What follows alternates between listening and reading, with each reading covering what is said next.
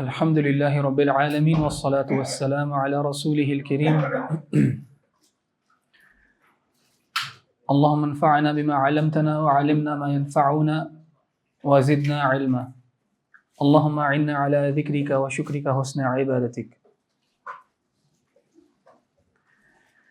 يا أيها الذين آمنوا اذكروا الله ذكرا كثيرا. اللہ سبحانہ وتعالیٰ کے ساتھ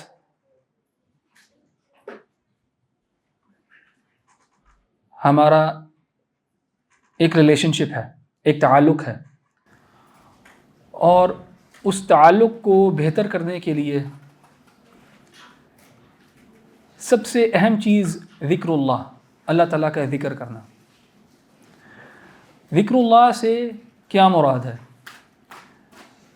ذکر اللہ ایک براڈ بیسڈ کیٹیگری ہے جس کے اندر نماز بھی آ جاتی ہے، وَأَقِمِ الصَّلَاةَ لِذِكْرِي، نماز بھی آ جاتی ہے، قرآن پڑھنا بھی آ جاتا ہے، اور اللہ تعالیٰ کا ویسے مجرد ذکر کرنا، سبحان اللہ، الحمدللہ، لا الہ الا اللہ، اللہ اکبر، لا حول ولا قوة الا باللہ، سبحان اللہ وبحمدہ، اور اس قسم کے کلمات جو رسول اللہ صلی اللہ علیہ وسلم سے خاص طور پہ ثابت ہیں صبح اور شام کے اذکار میں. یہ رمضان کا مہینہ، یہ وہ مہینہ ہے جس میں ہم لوگ کوشش کرتے ہیں، مزید کوشش کرتے ہیں اپنا اللہ سبحانہ وتعالیٰ کے ساتھ تعلق کو بہتر کرنے کے لیے، اور اپنے اندر کوئی اچھی ہیبٹس انکلکیٹ کرنے کے لیے. تو ایک عادت، ہیبٹ جس کو ہمیں عبادت بنانا چاہیے اور اس کے اوپر ایک کنسسٹنسی لے کے آنی چاہیے، وہ اللہ سبحانہ وتعالیٰ کا ذکر ہے. اللہ تعالیٰ نے قرآن میں حکم دیا ہے اہل ایمان کو کہ اللہ سبحانہ وتعالیٰ کا کثرت سے ذکر کرو، اور تعریف کی ہے بہت جگہوں پہ اللہ سبحانہ وتعالیٰ نے اہل ایمان کی جو اللہ تعالیٰ کا کثرت سے ذکر کرتے ہیں. الذین یذکرون اللہ قیاما وقعودا وعلی جنوبہم، کھڑے ہوئے ہوتے ہیں تو ذکر کرتے ہیں اللہ تعالیٰ کا، بیٹھے ہوتے ہیں تو ذکر کرتے ہیں اللہ تعالیٰ کا، اور اگر لیٹے ہوتے ہیں تب بھی اللہ تعالیٰ کا ذکر کرتے ہیں. ہر وقت اللہ سبحانہ وتعالیٰ کو یاد رکھتے ہیں، اللہ کے ساتھ کنیکٹڈ رہتے ہیں. 5 وقتہ نماز ہمیں وقتاً فوقتاً دنیا سے کاٹ کے اللہ تعالیٰ کے سامنے لے کے آتی ہے، لیکن یہ اہل ایمان جو ہیں، یہ اس کے درمیان کے جو اوقات ہوتے ہیں اس میں بھی اللہ تعالیٰ کو یاد رکھتے ہیں اور اللہ تعالیٰ کو بھولتے نہیں ہیں. ذکر اللہ کے اوپر اتنی زیادہ احادیث ہیں کہ ہمیں ایک سے زیادہ مجلس چاہیے اس کے اوپر بات کرنے کے لیے. میں ایک کتاب پڑھ رہا تھا، اس میں ابن القیم الجوزیہ، ایک عالم رحمۃ اللہ علیہ، ان کی کتاب الوابل الصیب میں وہ 100 سے زیادہ فوائد لے کے آتے ہیں اللہ سبحانہ وتعالیٰ کے ذکر پہ، کہ اللہ کا ذکر کرنے کے فوائد کیا ہیں مسلمانوں کے اوپر. کچھ چند فوائد انشاءاللہ شیئر کریں گے ہم انشاءاللہ یہاں پہ، لیکن زیادہ تر جو میں شیئر کروں گا وہ احادیث اور آیات کی روشنی میں ہوں گی انشاءاللہ.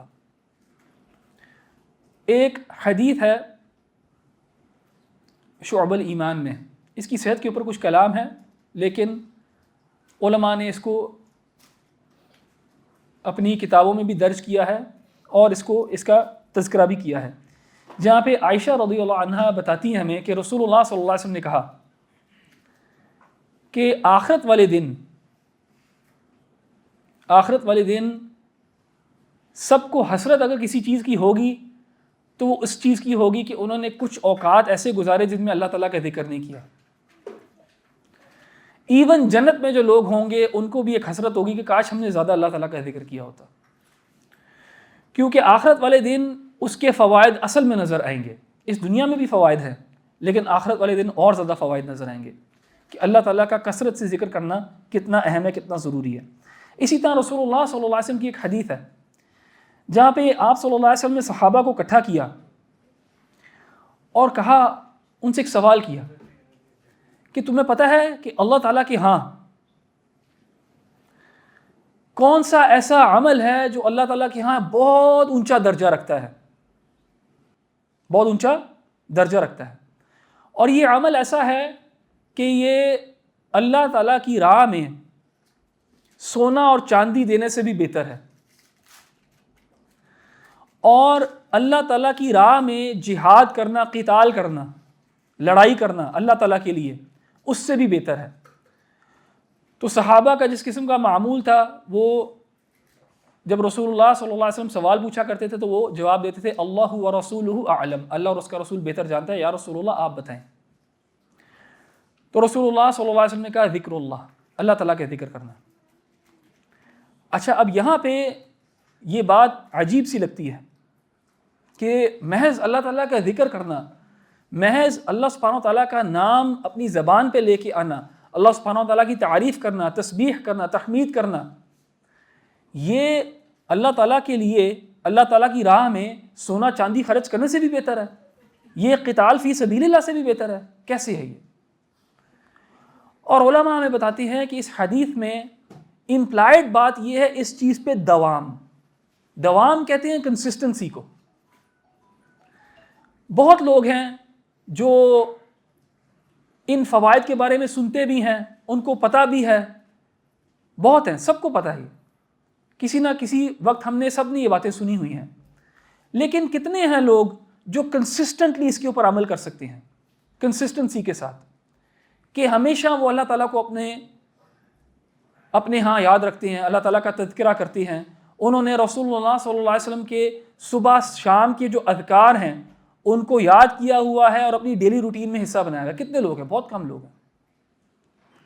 ہاں، ہم لوگ آسیلیٹ کرتے ہیں، کبھی ہم کرتے ہیں زیادہ ذکر، کبھی چھوڑ دیتے ہیں، کچھ اوقات ہوتے نہیں کرتے، یعنی دوام اس کے اوپر لے کے آنا، اس حدیث سے مراد یہ ہے، یعنی کنسسٹنسی کے ساتھ یہ کام کرنا۔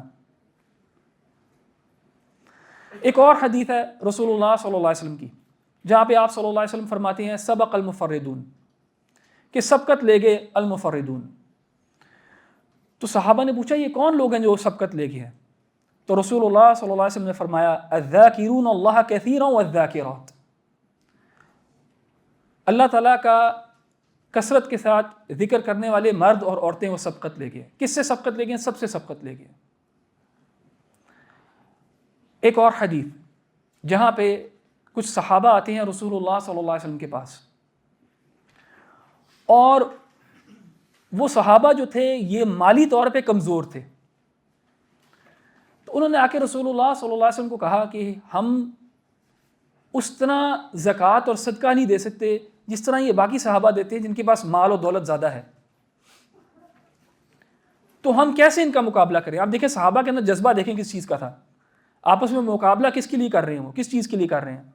دنیا کے لیے نہیں، آخرت کے لیے، اللہ تعالیٰ کی رضا کے لیے مقابلہ ہے۔ تو کہتے ہیں کیسے ہم کر سکتے ہیں ان سے مقابلہ، کہ وہ ان کے پاس پیسے زیادہ ہیں، وہ زکوٰۃ بھی دیتے ہیں، وہ صدقہ بھی دیتے ہیں، ہم کیسے ان کے ساتھ کمپیٹ کر سکتے ہیں، ہم برابری میں کیسے آ سکتے ہیں ان کے ساتھ؟ تو رسول اللہ صلی اللہ علیہ وسلم نے ان کو کچھ اذکار بتائے کہ نماز کے بعد آپ نے یہ اذکار کرنے ہیں، اللہ تعالیٰ کا ذکر کرنا ہے۔ اب دیکھیں آپ صلی اللہ علیہ وسلم ان دونوں چیزوں کو برابر ٹھہرا رہے ہیں کہ اگر تم صدقہ خیرات نہیں کر سکتے اس طرح تو یہ تو کر سکتے ہو نا، یہ تو سب کر سکتے ہیں، ہر انسان وقت نکال سکتا ہے اللہ تعالیٰ کے لیے، اللہ تعالیٰ کا ذکر کرنے کے لیے۔ پھر روایت میں آتا ہے کہ جب وہ مالدار صحابہ ہیں ان کو بھی جب پتہ لگ گیا اس عمل کا، انہوں نے بھی کرنا شروع کر دیا، تو کمزور صحابہ پھر آئے اور رسول اللہ صلی اللہ علیہ وسلم سے شکایت کی کہ اب کیا کریں ہم؟ تو رسول اللہ صلی اللہ علیہ وسلم نے کہا ذالک فضل اللہ یؤتیہ من یشاء، کہ یہ پھر اللہ تعالیٰ کا فضل ہے کہ جس کو چاہے وہ دے، کہ اللہ تعالیٰ نے ان کو مال بھی دیا اور یہ بھی توفیق دے دی کہ وہ ذکر کر رہے ہیں الحمدللہ۔ ایک اور حدیث جس میں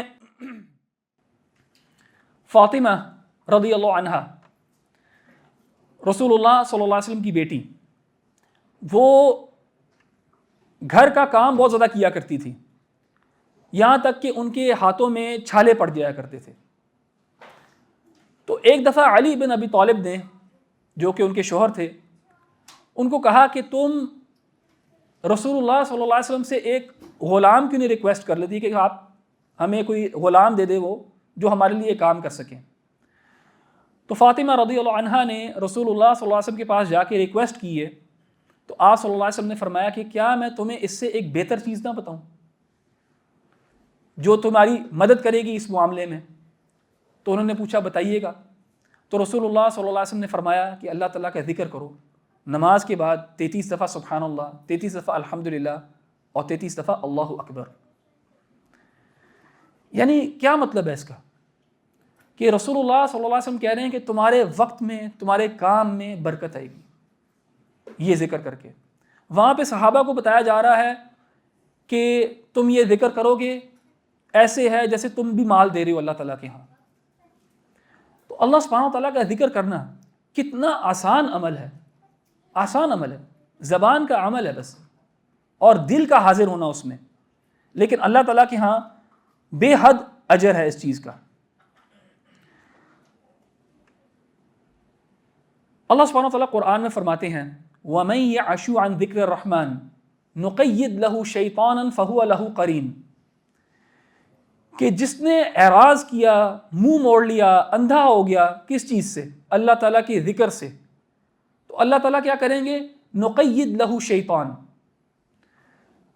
اللہ تعالیٰ اس کے ساتھ ایک نُقَيِّدْ لَهُ شَيْطَانًا ایک شیطان جوڑ دیں گے، فَهُوَ لَهُ قَرِين، تو وہ اس کا گرم جوش ساتھی بن جائے گا۔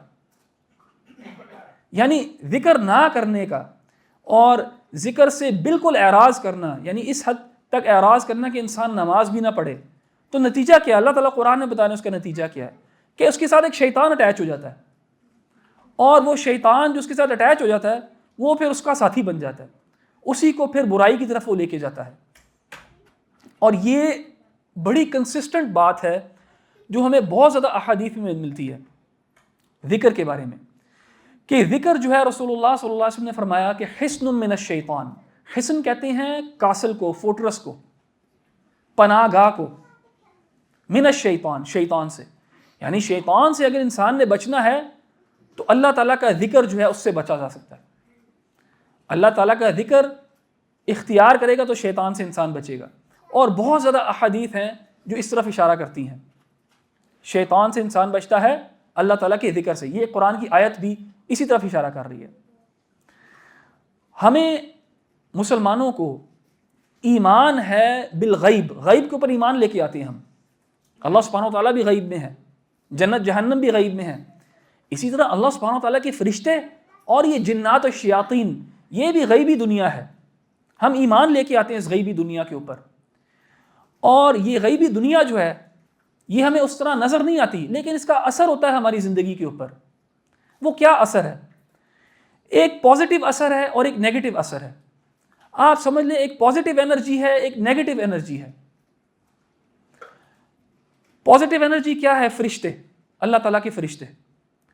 قرآن میں اللہ تعالیٰ نے بتایا سورہ فصلت میں کہ یہ فرشتے جو ہیں، جب انسان، جب مومن اس دنیا سے اس کی جب روح قبض ہوتی ہے تو یہ فرشتے ہی آ کے اس مومن کو بتاتے ہیں نحن اولیاؤکم فی الحیات الدنیا وفی الآخرہ، کہ ہم تمہارے دوست، ہم تمہارے اولیاء، ہم تمہارے مددگار اس دنیاوی زندگی میں بھی تھے اور آخرت میں بھی ہوں گے۔ فرشتے کہہ رہے ہیں مسلمان کو، اس کا مطلب ہے اس دنیا میں فرشتے جو ہیں وہ مسلمانوں کی تائید کرتے ہیں، ہیلپ کرتے ہیں، نصرت کرتے ہیں۔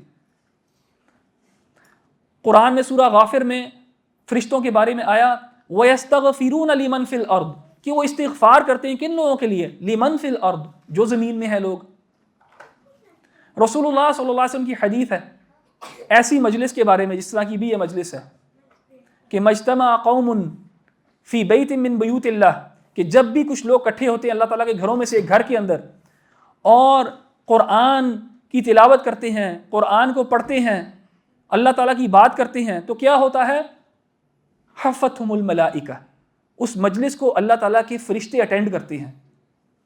یعنی یہ ایک پازیٹیو مجلس بن جاتی ہے، اس میں ایک پازیٹیو آپ سمجھے انرجی آتی ہے، اس میں ایک برکت آتی ہے اللہ تعالیٰ کی۔ کس کے ذریعے؟ اللہ تعالیٰ اپنے فرشتوں کے ذریعے یہ برکت لے کے آتا ہے، اللہ تعالیٰ اپنے فرشتوں کے ذریعے انسان کی تائید کرتا ہے، انسان کی ہیلپ کرتا ہے۔ اچھا، اس کے برعکس معاملہ بھی سچ ہے، اور وہ کیا ہے کہ جو گندگی کی جگہ ہوتی ہیں، جو گناہ کی جگہ ہوتی ہیں، فسق و فجور کی جگہ ہوتی ہے، وہاں پہ کس کو تقویت ملتی ہے؟ وہاں فرشتوں کو تقویت نہیں ملتی، وہاں شیاطین کو تقویت ملتی ہے، وہاں پہ شیاطین جو ہیں وہ اسٹرانگ ہوتے ہیں۔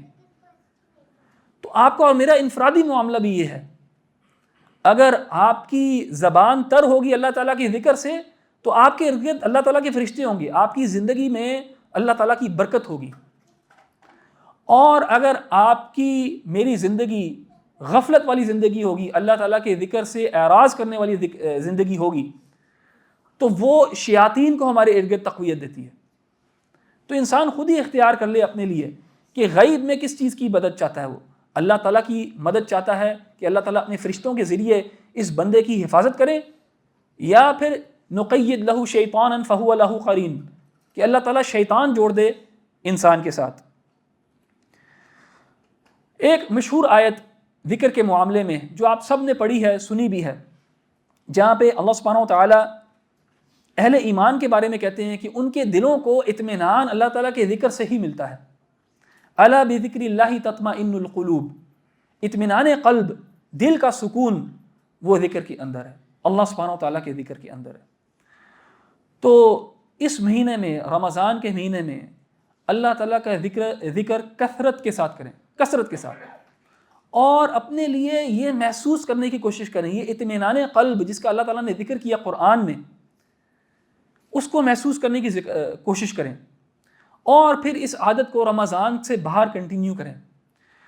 کون ہے جو یہ بات کہہ رہا ہے کہ اللہ تعالیٰ کے ذکر میں دلوں کو اطمینان ملتا ہے؟ کون ہے یہ کہہ رہا ہے؟